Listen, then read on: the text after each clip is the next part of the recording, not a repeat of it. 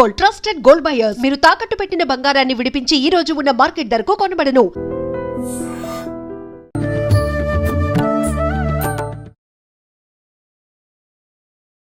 Welcome to I dream ధర్మ మార్గం with Vijitha కార్యక్రమానికి స్వాగతం. ప్రస్తుతం మనతో పాటు ఉన్నారు శ్రీ శ్రీ శ్రీ ఆనంద శివకామేశ్వరి సన్నిధాన వ్యవస్థాపకులు శివకామేశ్వరి ఆనందమయ్య అమ్మగారు. ఇప్పుడు వారితో మాట్లాడదాం. అమ్మ నమస్తే. శ్రీమాత్రే మహాతల్లి. అమ్మ, రాఖీ పౌర్ణమి విధానం గురించి వివరించండి. అయితే ఈ మధ్య కాలంలో రాఖీ అని అంటే ఒకప్పుడు ఓన్లీ ఒక అన్న చెల్లెళ్ళు, అక్క తమ్ముళ్ళు ఈ విధానమే ఉండేది. కానీ ఇప్పుడు వింటున్నాము అది ఎవరి గురించి, ఎవరైనా వాళ్ళ బాగు కోరి కట్టేదే రక్ష, అందుకే రక్షాబంధనం అని పేరు వచ్చింది అని చెప్పి అంటున్నారు. అసలు రోజులు గడుస్తున్న కొద్దీ ఈ ధోరణిలు మారుతూ ఉంటే ఆ పండుగలు కూడా వదిలేయాలేమో అనే ఆలోచన వస్తోంది. అంటే ఎవరికి తోచింది వాళ్ళు చెప్తే అసలు ఎవరు ఏం చేయాలనే ఒక కన్ఫ్యూజన్ అనేది క్రియేట్ అవుతుంది. దీని గురించి మీరు క్లియర్ గా వివరించండి. తప్పకుండా తెలియజేస్తానమ్మా. యా దేవి సర్వభూతేషు శక్తి రూపేణ సంస్థిత శ్రీమాత్రే నమః. శ్రీ గురుభ్యో నమః. రాఖీ పౌర్ణిమ అక్క చెల్లెలందరం కూడా చాలా ఎదురు చూసేటటువంటి పండగ, పండగ ఉత్సవం. అంతే. రాఖీ మహోత్సవం అనే చెప్పాలి. ఎందుకంటే పుట్టింటికి వెళ్ళాలి అంటే ఆడపిల్లలు ఎప్పుడు ఎప్పుడు పంపిస్తారా ఇంట్లో అని తహతహలాడుతూ ఉంటారు. అవును. రాఖీ అనంగానే తప్పకుండా పంపిస్తారు అని చెప్పి ఆడపిల్లలు ఉత్సాహంగా ఉంటారు. అంతే. ఇక అసలు రాఖీ, ఉమ్, నువ్వు నాకు రక్ష, నేను నీకు రక్ష, మనిద్దరం కలిపి దేశానికి రక్ష. ఉమ్, అందుకే కొన్ని సాంప్రదాయాల్లో స్త్రీలు కూడా రాఖీ కట్టుకునేటటువంటి సాంప్రదాయం ఉంది. అవును. ఇక్కడ కూడా అక్క చెల్లెలకి కూడా కడతారు రాఖీ. కడతారు. కడతారు. అంటే ఇక్కడ అర్థం ఏంటి? నువ్వు నాకు రక్ష, నేను నీకు రక్ష, మనిద్దరం మళ్ళీ ఎవరికి రక్ష అవ్వాలి? దేశానికి రక్షగా మారాలి. అంటే దేశానికి రక్షగా మారాలి అంటే ఎలా ఉండాలో అలాగే ఉండాలి. ఉమ్, ఇక్కడ అన్నదమ్ములు అక్క చెల్లెళ్ళు తెలుసుకోవాల్సినటువంటి విషయం.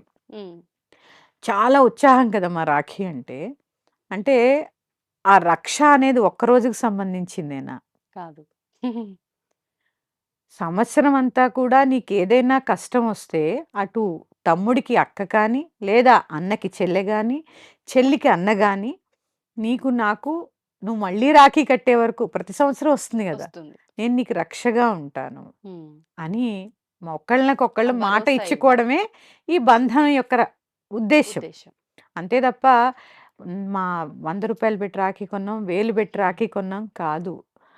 అసలు ఏ ఆడపిల్లైనా తనకి కష్టం వచ్చినప్పుడు ఉమ్, అన్నదమ్ములకి వెళ్ళి చెప్పుకునే పరిస్థితి సందర్భం ఇప్పుడుందా?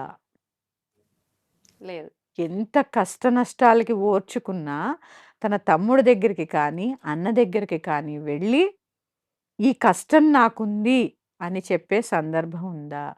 ప్రతీదీ ఏమవుతోందంటే మనం ఫైనాన్స్ తోటే ముడిపెట్టి చూసేసరికి బంధాలు కూడా దూరం అయిపోతున్నాయి. అవును. ఎక్కడ వచ్చి ఏదైనా అడిగితే మనం చెయ్యాల్సి వస్తుందో అనే ఇదిలోనే అన్నదమ్ములు ఉంటున్నారు. అన్నదమ్ములకి కష్టం వస్తే ఆ, సందర్భాల్లో అక్క చెల్లెళ్ళు దూరం వెళ్ళిపోయే వాళ్ళు కూడా ఉన్నారు. ఉన్నారు. అంత కమర్షియల్ అయిపోయినాయి. అయిపోయింది. ఉమ్, ఇక్కడ అనుబంధాలకి తావెక్కడుంటోంది అంటే రక్షాబంధనం అంటే ఉమ్, సంవత్సరానికి ఒక్కరోజు మాత్రమే బంధాలు గుర్తొస్తాయా? ఉమ్, అంటే ఉత్తప్పుడు గుర్తురావా?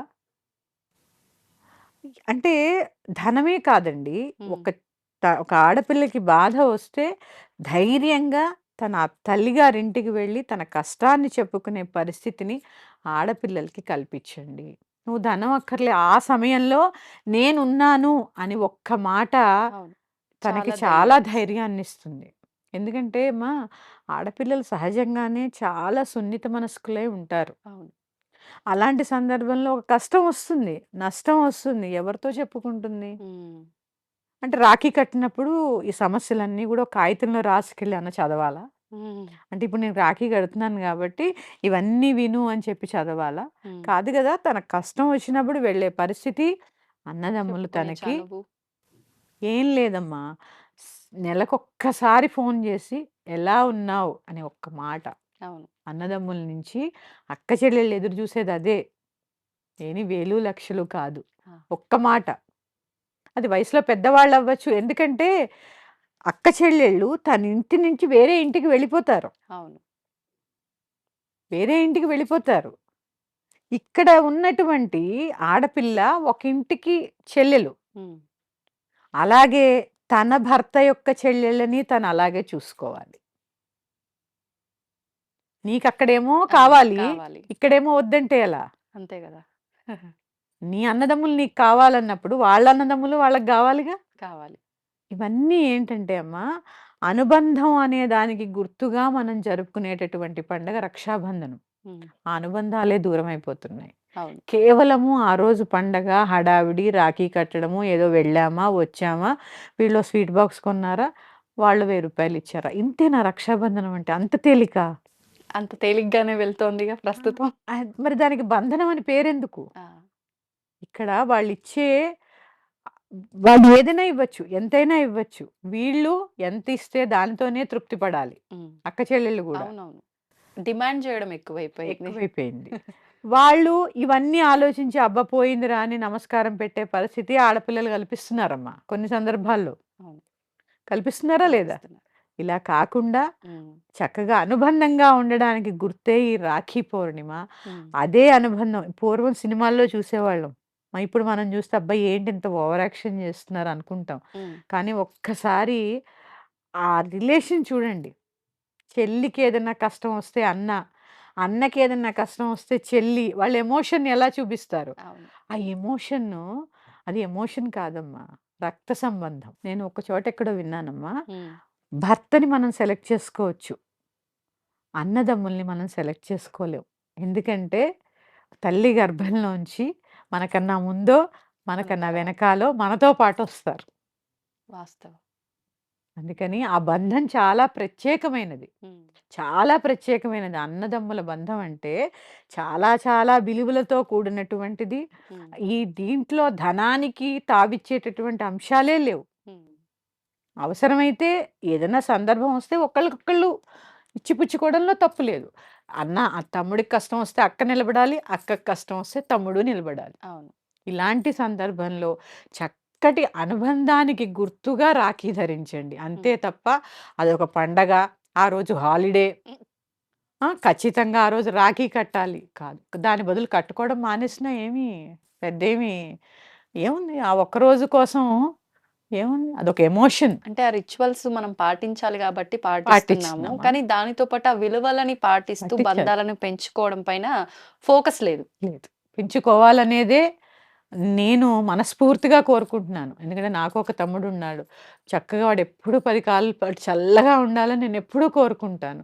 వాడు అలాగే కోరుకుంటాడు. ఆ బంధం ఎప్పుడూ అలాగే నిలబడాలని మనస్ఫూర్తిగా కోరుకుంటూ, ఆ అమ్మవారి ఆశీస్సులు అన్నదమ్ముల మీద, అక్క చెల్లెళ్ళ మీద మెండుగా ఉండాలని కోరుకుంటూ మరొక అంశంతో మీ ముందుకొస్తాను. శ్రీమాత్రే నమః. స్వస్తి. శ్రీమాత్రే నమః అమ్మ. శ్రీమాత్రే నమః. దీన్ని తవ్వండి, తవ్వుతూనే శివలింగం. పరమాత్మకు జీవా సరే దాన్ని అట్లా కప్పేసేయండి, చూపించదండి. Krishna is there. మూర్తి పూజ కాదు, సాక్షాత్ బ్రజేంద్ర నందన భగవాన్ ఉన్నారు మూర్తిలో.